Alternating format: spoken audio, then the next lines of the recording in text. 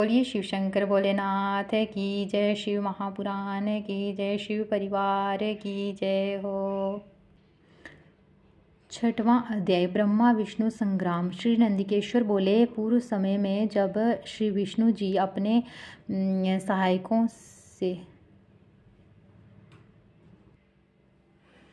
सहायकों एवं अनुचरों सहित श्री लक्ष्मी जी के साथ शेष शैया पर शयन कर रहे थे, तब ब्रह्म वेत्ताओं में श्रेष्ठ ब्रह्मा जी स्वयं ही वहां जा पहुँचे और विष्णु जी को पुत्र कहकर पूछने लगे कि तू कौन है। हे पुत्र, उठ, मुझे देख, मैं तेरा ईश्वर यहाँ आया हूँ। इस पर विष्णु जी के भीतर क्रोध तो हुआ, परंतु उसे दबाकर उन्होंने ब्रह्मा जी से कहा, हे पुत्र, कल तुम्हारा कल्याण हो, आओ बैठो, मैं तुम्हारा पिता हूँ, और कहो कि तुम्हारा मुख टेढ़ा क्यों हो गया है। इस पर ब्रह्मा जी ने कहा, समय के फेर से तुम्हें अभिमान हो गया है पुत्र, मैं तुम्हारा संरक्षण ही नहीं हूँ किंतु समस्त जगत का पितामह हूँ। विष्णु जी ने कहा, हे रे चोर, तू अपना बड़प्पन क्यों दिखाता है? सारा जगत तो मुझ में निवास करता है, तू मेरे ही नाभि कमल से प्रकट हुआ और मुझ से ही ऐसी बातें करता है। नंदीश्वर कहते हैं कि जब इस प्रकार रजोगुण से मुग्ध उन दोनों महानुभावों में विवाद होने लगा, तब वे दोनों अपने को प्रभु कहते कहते एक दूसरे का वध करने पर उद्यत हो गए और युद्ध छिड़ गया। हंस और गरुड़ पर बैठे दोनों अमर ईश्वर परस्पर युद्ध करने लगे, उनके वाहन भी लड़ने लगे। देवता आकाश से देखने और दोनों देवताओं पर पुष्प वृष्टि करने लगे। इसी पर समय ब्रह्मा जी के वक्षस्थल में श्री विष्णु जी ने अनेकों अस्त्रों का प्रहार कर उन्हें व्याकुल कर दिया।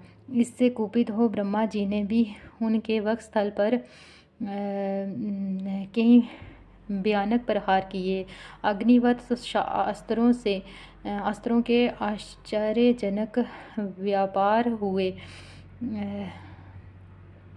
देवता एक दूसरे के प्रति कानाफूसी करने लगे। युद्ध से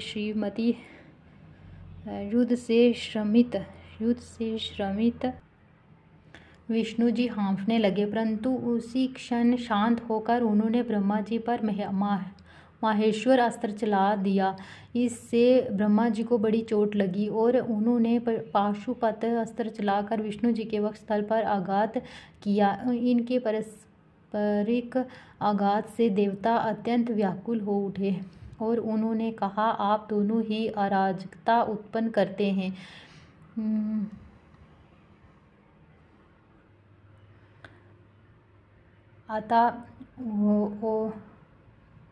अतः ये सारी सृष्टि शिव जी की है कि जिन त्रिशूलधारी की इच्छा बिना कोई एक तिनका भी इधर से उधर नहीं कर सकता।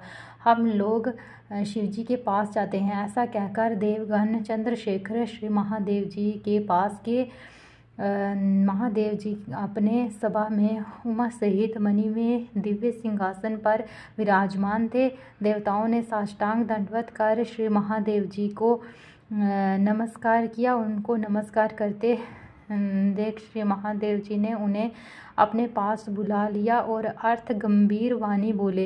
इति श्री शिव महापुराण विद्वेश्वर संहिता का 6वां अध्याय समाप्त। बोलो शिव शंकर भोलेनाथ की जय हो।